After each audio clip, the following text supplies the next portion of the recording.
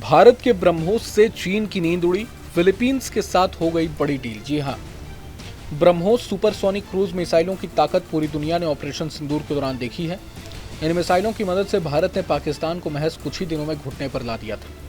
अब चीन के एक पड़ोसी देश को भारत ब्रह्मोस मिसाइलों की तीसरी खेप देने जा रहा है। ये देश फिलीपींस है। जी हाँ, भारत की ओर से फिलीपींस को कई ब्रह्मोस मिसाइलें मिलने की वजह से चीन की टेंशन अब काफ़ी ज़्यादा बढ़ गई है। बता दें कि इससे पहले पिछले साल की शुरुआत में ही भारत ने चीन को पहली और फिर इस साल मिसाइलों की दूसरी खेप भेजी थी।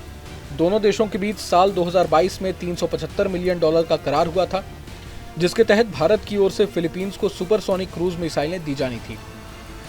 ब्रह्मोस एरोस्पेस संयुक्त उद्यम के सीईओ और प्रबंध निदेशक जयतीर्थ जोशी ने बताया कि रॉकेट तैयार है, हम उन्हें समय पर डिलीवर कर देंगे।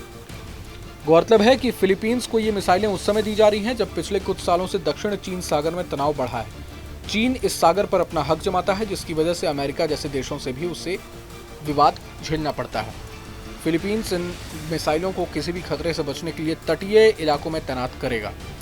दक्षिण चीन सागर में लगातार बढ़ते तनाव के बीच फिलीपींस अब समुद्री सुरक्षा रणनीति को भी बदल रहा है। इस बदलाव के तहत फिलीपींस ने भारत की अंडर वाटर ड्रोन तकनीक में गहरी रुचि दिखाई है।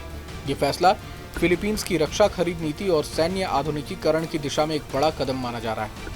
फिलीपींस के रक्षा मंत्री गिलबर्टो टियोडोरो ने हाल ही में कहा कि अब देश पनडुब्बियों की जगह किफायती और आधुनिक ऑप्शनों की तलाश में है।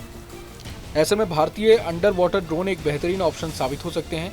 ये ड्रोन पाकिस्तान के भीतर निगरानी, खुफिया जानकारी इकट्ठा करने, माइंस हटाने और दुश्मन की पानी के भीतर की गतिविधियों को रोकने में सक्षम है। ब्रह्मोस की बात की जाए तो ये एक सुपरसोनिक मिसाइल है जो ध्वनि की गति से भी तेज उड़ती है। इसमें दुश्मनों के रडार को इसे ट्रैक करने में काफ़ी मुश्किल आती है और ये लक्ष्यों को भेजने में कामयाब रहती है। एक बार लॉन्च किए जाने के बाद मिसाइल को किसी इंसानों के इनपुट की ज़रूरत नहीं पड़ती। इसकी रेंज की बात करें तो पहले ये 290 किलोमीटर तक की थी, लेकिन अब इसे बढ़ाकर 450 से 800 किलोमीटर तक कर दिया गया है। इन्हीं मिसाइलों के जरिए ऑपरेशन सिंदूर में रावलपिंडी, सरगोधा, भोलारी और नूर खान एयरबेस को निशाना बनाया गया था। अब ये कदम दोनों देशों के बीच बढ़ते रक्षा रिश्तों को भी दर्शाता है। फिलीपींस पहले ही भारत से ब्रह्मोस सुपरसोनिक क्रूज मिसाइल खरीद चुका है। अब अंडर वाटर ड्रोन तकनीक पर सहयोग से न सिर्फ सैन्य साझेदारी मजबूत होगी, बल्कि भविष्य में टेक्नोलॉजी ट्रांसफर और को प्रोडक्शन की संभावना भी बढ़ेगी।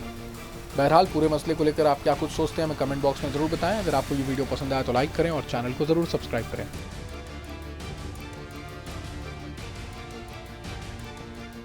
जहाँ भक्ति है हर शब्द में, कथाओं में छिपे हैं दिव्य रहस्य और ज्योतिष देता है जीवन को दिशा। धर्म से जुड़ी हर बातों को जानने के लिए हमारे चैनल स्तुति को सब्सक्राइब करें। चैनल पर जाने के लिए इस लिंक पर क्लिक करें।